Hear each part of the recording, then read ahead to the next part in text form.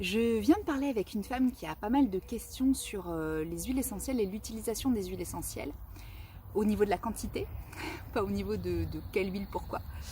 Et, euh, et c'était super intéressant en fait, et je me suis dit qu'il y a certainement plus de personnes qui ont des questions là-dessus, donc ça, voilà, de la même façon que je lui ai répondu, j'ai envie de vous parler là-dessus, parce que c'est vrai que je vois souvent passer des posts sur les réseaux sociaux ou alors des gens aussi qui me disent ouais mais tu comprends en fait les huiles essentielles c'est précieux, tu vois, c'est une ressource rare, ça demande énormément d'énergie à fabriquer, donc il faut en consommer le moins possible, il faut vraiment les garder pour les choses, vraiment quand on en a besoin, et puis il faut pas en mettre dans les produits ménagers, il faut pas en mettre ailleurs parce que c'est trop précieux pour ça.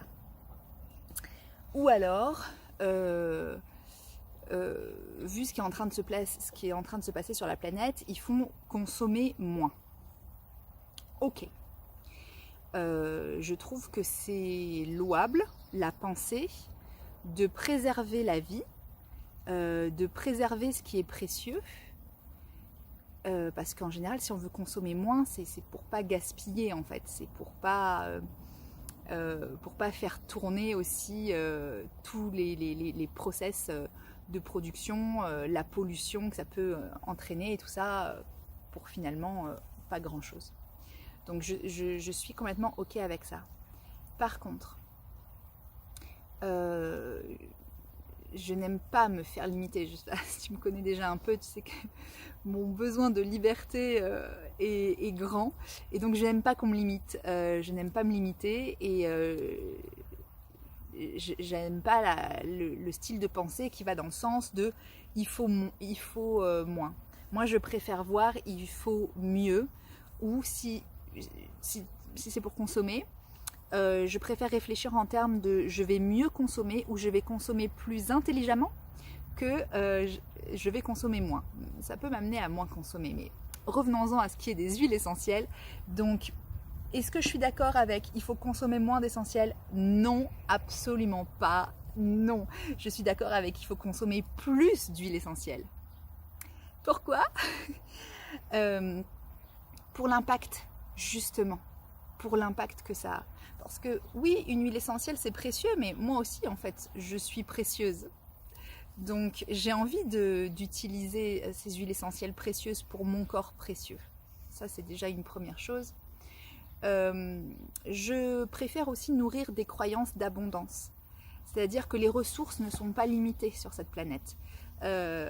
Les terres agricoles ne sont pas limitées non plus, c'est-à-dire qu'il y a énormément de terres agricoles qui ne sont pas utilisées. Je vais revenir là-dessus dans peu de temps. Donc, par contre, c'est à nous, je suis bien d'accord avec que c'est nous les consommateurs qui sommes des consommateurs. Donc, je vais vous raconter une histoire qui m'a profondément chamboulée pendant une convention d'Otera. C'est l'histoire d'une femme africaine qui perd son mari. Donc son mari meurt et la laisse veuve avec plusieurs enfants. Sans aucune ressource, zéro ressource, c'est lui qui ramenait l'argent à la maison. Donc elle se dit, je vais commencer à faire des cordes. Je vais aller à côté de la rivière, je vais couper un peu des végétaux, je vais les tresser et je vais faire des cordes, je vais vendre ça aux villageois. Alors les gens du village lui achètent des cordes parce qu'ils savent qu'elle est veuve, et donc tout le monde lui achète des cordes au début pour qu'elle puisse nourrir ses enfants. Sauf qu'à partir du moment où tous les villageois ont leurs cordes, le marché est saturé, elle ne vend plus de cordes. Donc qu'est-ce qu'elle fait? Elle dit j'ai vendu ce qui me restait d'autre. Ça veut dire qu'elle s'est prostituée en fait. Elle s'est prostituée pour nourrir ses enfants, comme le font beaucoup de femmes malheureusement dans le monde. Et un jour qu'elle cherchait des clients à côté du magasin d'une ville à côté, y a un homme qui sort et qui lui dit: qu'est-ce que tu fais là? Et j'essaye de gagner de l'argent pour mes enfants, pour nourrir mes enfants. Il dit: viens avec moi. Il l'a emmené à côté d'un arbre, d'un grand arbre dans lequel il pousse des baies roses. C'est avec ces baies qu'on fait de l'huile essentielle de poivre rose. Il lui a dit: tu vas être payé au poids. Plus tu en cueilles, plus tu gagnes d'argent. Vas-y, ramasse tout ce que tu peux. Ce jour-là, cette femme, elle a battu tous les records de récolte de poivre rose. Elle en a ramassé plus que tout le monde, alors que c'était son premier jour. Même les cueilleurs les plus expérimentés, tellement elle était motivée, tu vois. Donc elle a gagné un nouveau travail. Le gars lui a dit, parfait, je t'embauche, tu vas pouvoir commencer à récolter du poivre rose ici. Tu vois, on fait comme ça, nanana. Elle a son travail. Ce travail lui permet non seulement de nourrir ses enfants, mais aussi de les mettre à l'école et aussi de leur acheter une maison. Donc moi, quand j'entends cette histoire, que cette femme, grâce à son travail pour doTERRA, peut changer sa vie et qu'elle n'est pas la seule, et que doTERRA met un point d'honneur à payer 4 fois mieux en moyenne ses salariés que ce qu'ils peuvent gagner normalement pour faire ce travail. Enfin, c'est pas des salariés d'ailleurs, c'est des gens qui sont payés comme ça à la récolte. Et que le but de doTERRA, c'est d'impacter la vie des communautés dans lesquelles on va chercher les plantes pour faire les huiles essentielles. Ben, j'ai envie d'acheter plein de poivre rose, parce qu'à chaque fois que je vais acheter de l'huile essentielle de poivre rose, ça fait bosser cette nana. Et j'ai envie de faire bosser plein d'autres nanas comme ça. Je sais qu'à chaque fois que je vais acheter de l'huile d'encens, je vais aider des familles en Somalie qui récoltent les arbres, l'encens sur les arbres de père en fils depuis des générations. Je sais que je vais pouvoir contribuer à leur construire un hôtel, pas un hôtel, un hôpital, pardon, qui a été construit par doTERRA et qui est en fonction aujourd'hui. Je sais que je vais pouvoir aider des gens à Haïti à avoir un travail décent, qui leur ramène de l'argent de façon durable, parce que je vais acheter de l'huile essentielle de vétiver qui vient de Haïti là-bas. Tu vois ? Donc en fait, quand j'achète une huile essentielle, le grand pouvoir que j'ai, c'est d'impacter la vie des paysans distillateurs partout dans le monde, et souvent des gens qui en ont bien besoin. Donc moi, je leur fais le don de leur filer du travail, et eux, ils me font le don de produire une huile essentielle de qualité rare. Ça, c'est de l'entraide. Ça, c'est du partage dans le respect de la terre. Et c'est du maintien de l'humus. Parce que plus la demande d'huile essentielle augmente, plus on récupère des terres arables, des terres agricoles, et on les maintient en agriculture. Ça, c'était le problème en Inde.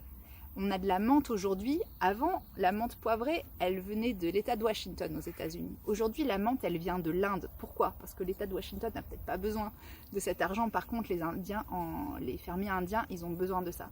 Ils étaient en train de perdre leur boulot. Tu sais pourquoi ? Parce qu'aujourd'hui, la menthe, on sait fabriquer l'odeur de la menthe synthétiquement. Donc, tous les chewing-gums à la menthe, les sirops à la menthe, tous les machins à la menthe, c'est plus fait avec de l'huile essentielle de menthe. C'est fait avec du menthol synthétique. Donc eux, ils perdent leur boulot. Ils perdent leur boulot, ça veut dire qu'aussi ils arrêtent d'exploiter les terres. S'ils arrêtent d'exploiter les terres, c'est racheté après pour fabriquer des buildings, pour fabriquer des trucs. Donc faire grossir la demande en huile essentielle, ça veut dire aussi que j'ai un acte militant écologique parce que je maintiens l'agriculture paysanne qui respecte la terre et qui continue de fabriquer de l'humus. Parce que doTERRA a un cahier des charges très, très demandant pour les agriculteurs. Ils ne peuvent pas balancer des pesticides, ils ne peuvent pas éroder les sols. Ils sont obligés d'avoir une agriculture restaurative qui protège l'humus et qui protège l'humain. Tu vois la grosse différence que ça fait, l'impact que tu peux avoir. Tu choisis d'avoir un impact positif parce que tu vas acheter des huiles essentielles, et ces huiles essentielles, qu'est-ce que tu vas en faire ? Eh bien, tu vas les mettre sur toi, et tu vas augmenter ta santé, tu vas améliorer ta santé corps, âme, esprit. Donc, tu es gagnant dans tous les côtés, tu es gagnant dans tous les sens. Ça, c'est consommer intelligemment pour moi. Pas rentrer dans un truc de « je vais consommer moins, je vais garder mon petit truc d'huile essentielle le plus longtemps que je peux parce qu'il est précieux, tu vois ?» Tu vois, il y a une parabole comme ça dans la Bible que Jésus raconte, la parabole des talents, où il y a un maître qui donne des talents comme ça à ses serviteurs avant de partir en voyage. Et il y en a un, il a tellement peur de le garder ou de le perdre, il trouve que c'est tellement précieux, il fait un trou dans la terre et il l'enterre. Et son talent ne ramène rien, alors que les deux autres font fructifier ce talent. Donc, quelle personne est-ce que tu as envie d'être? Est-ce que tu as la personne qui va se rabougrir comme ça sur elle-même, qui va empêcher les mouvements d'abondance naturelle de la vie? Ou est-ce que tu vas est-ce que tu vas nourrir ça avec un impact positif autour de toi? C'est d'une importance cruciale. Je reviens sur les terres agricoles dont j'ai parlé au début. Je suis mariée avec un paysan, qui a pratiqué une agriculture en permaculture sur cette terre ici dans le Luberon pendant 15 ans. J'ai bossé chez des agriculteurs, j'ai fait mon jardin pendant des années, je vis sur des terres agricoles, j'ai des terres agricoles autour de moi, donc j'en vois tous les jours depuis des années, et j'observe ce qui se passe, je parle aussi avec les paysans. Ce qui se passe, c'est que rien que dans mon village, on est passé en quelques années de 80 paysans qui exploitent leurs terres à 8, et aujourd'hui je ne sais même pas s'ils sont 4. Si tu veux maintenir l'agriculture paysanne, si tu veux aider la terre, il faut aujourd'hui payer. Il n'y a pas d'autre façon, on en est là, il faut payer. Regarde où va ton argent. Qu'est-ce que tu vas faire avec ton argent? Est-ce que tu as envie de payer pour faire grossir des multinationales, pour avoir des magasins de plus en plus gros, ou est-ce que tu veux payer pour protéger la terre? Si tu achètes à un petit paysan, non seulement ça le fait vivre lui, mais ça fait vivre la terre sur laquelle il est. Il n'y a pas longtemps, il y a une zone Natura 2000 qui est à Cavaillon, la ville d'à côté de chez moi, au pied du Luberon. Très belle zone de protégée, zone de nidation pour les oiseaux, zone de protection d'espèces végétales, d'espèces animales, et maintien aussi de la vue du Luberon, c'est-à-dire un beau massif montagneux avec au pied des vergers, des oliveraies, etc. Cette zone Natura 2000, elle a été saccagée pour construire le plus gros Auchan d'Europe. Tu vois le truc. Tu vois où ils en sont aujourd'hui. Ils veulent tout bétonner. Ils veulent nous mettre des Auchan, mais qu'est-ce qu'on en a à faire? Donc moi, je préfère mettre mon argent pour que ces terres, elles restent en activité. Tant qu'elles sont en activité, tant qu'il y a un pécos dessus qui est en train de suer sang et eau pour te fabriquer ta nourriture, soit dit en passant, tant qu'il y a un paysan qui est là pour protéger la terre et pour faire pousser des trucs, il y a moins de chances qu'il y ait un promoteur immobilier qui vienne l'acheter. Donc cette protection des sols, elle est hyper importante aujourd'hui. C'est vraiment un point crucial de l'évolution de la vie sur cette planète et de la protection de la vie. Donc en tant que gardienne de la terre, c'est important pour moi de savoir que je le fais chez moi, je plante des arbres, je fais attention à la terre, je fais attention à ce qui pousse sur ma terre, mais je vais aussi utiliser ma thune pour sécuriser des zones agricoles et pour augmenter des zones agricoles sur toute la planète. Si on peut racheter de la terre pour planter des arbres, si on peut racheter de la terre, c'est ça ce que doTERRA est en train de faire en ce moment même en Afrique, acheter de la terre. Vous avez vu ça? C'est passé aux infos et tout ça, qu'il y a les Chinois qui sont en train d'acheter toute la terre africaine, là, toutes les terres arables. Comment on fait pour contrer ça? On achète la terre avant eux, bon sang. Donc doTERRA est en train d'aider des paysans africains à acheter leur propre terre, ce qui est super compliqué aujourd'hui à faire. Acheter leur propre terre pour qu'ils puissent, cultiver des plantes pour faire des huiles essentielles. C'est le deal. 2, construire leur maison sur cette terre. 3, faire leur potager pour se nourrir. Bénéfice x 3, impact triplé juste parce que toi, tu auras décidé d'acheter une huile essentielle de géranium qui vient d'Afrique. C'est cool ou pas? Est-ce que tu comprends pourquoi je t'explique comment utiliser les huiles essentielles et que tu en utilises plein? Que tu en utilises plein parce que ça va bénéficier à ta santé tellement. Notre corps, il est tellement agressé aujourd'hui. On se prend des trucs par le ciel, par l'eau de boisson, par la nourriture qu'on mange, par les ondes. Notre corps physique, notre corps psycho-émotionnel, tous nos corps énergétiques sont agressés quotidiennement. On a vraiment besoin de la médecine de la terre-mère pour nous aider. doTERRA, ça veut dire don de la terre. La médecine de la terre-mère, simplifiée, dans un petit flacon que tu peux avoir chez toi et que tu peux utiliser tous les jours, que tu sois à la campagne comme moi ou que tu sois citadin.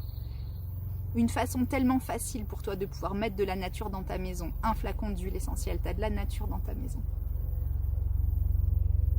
Et en plus, tu as un impact incroyable. Et j'avais vraiment envie de vous parler de cet impact-là.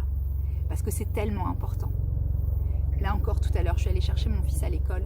On passe devant plein de champs qui sont pas en production, qui sont pas utilisés. Il y a de moins en moins de champs qui sont utilisés. La plupart des paysans se frottent les mains, ils attendent que ça passe en constructible pour vendre. Pour construire quoi? Qu'est-ce qui va être plus important que de maintenir? Cette région, elle est en train de cramer, hein, tu sais. On a de plus en plus chaud. Donc voilà, faire des gros magasins pour qu'on puisse acheter encore plus de trucs inutiles qui polluent. C'est pas ça qu'il faut faire. Il faut mettre de l'argent pour maintenir ces terres agricoles avec des pécos dessus qui bossent et qui peuvent être bien rémunérés pour leur travail. Parce que le gros problème aussi, c'est que, ça c'est un autre sujet, c'est qu'il y en a plein qui arrêtent parce qu'ils travaillent très dur pour pas grand chose. Et ça c'est le cas c'est ce qu'on vit aujourd'hui en France et c'est ce que doTERRA commence à faire changer, enfin fait changer aussi dans tous les pays, c'est-à-dire que les gens vont gagner un bon salaire pour pouvoir prendre soin de ces terres et faire pousser des super herbes qui vont faire des super huiles essentielles. Donc voilà, c'est ce que j'avais à te dire. J'espère que ça te fait réfléchir sur la façon dont tu vas pouvoir consommer, pas moins, mais mieux, consommer intelligemment, récupérer ton pouvoir, ta souveraineté et agir en créateur conscient, créateur du monde de demain, du monde qu'on va laisser à nos enfants. Donc voilà, si tu me découvres, si tu ne me connais pas et que tu ne connais pas doTERRA, je te mets les infos sous la vidéo. Je suis là pour répondre à tes questions, bien sûr, soit dans les commentaires, soit tu peux m'écrire aussi par mail ou m'envoyer des messages sur Insta. Allez, salut les amis. Oh, et j'ai oublié de te dire, tout ce que je viens de te dire là, ça fonctionne uniquement avec les huiles essentielles doTERRA. Hein. C'est la seule marque que je connaisse qui est capable de certifier ça et de travailler main dans la main avec ses producteurs. Les autres huiles essentielles, les autres marques d'huiles essentielles que je connais et que j'utilisais avant, achètent à des grossistes qui exploitent les paysans dont on a parlé et les terres agricoles par la même occasion. Donc, si tu écoutes ce que je viens de te dire et que tu te rues à la pharmacie pour acheter d'autres marques, ça fonctionne pas, hein. C'est pas ça qu'il faut faire. Si tu veux vraiment avoir un impact positif, c'est avec doTERRA que ça se passe. Et c'est là que tu vas pouvoir aller sur place, rencontrer les gens, rencontrer les agriculteurs, voir de tes propres yeux ce que je viens de te raconter.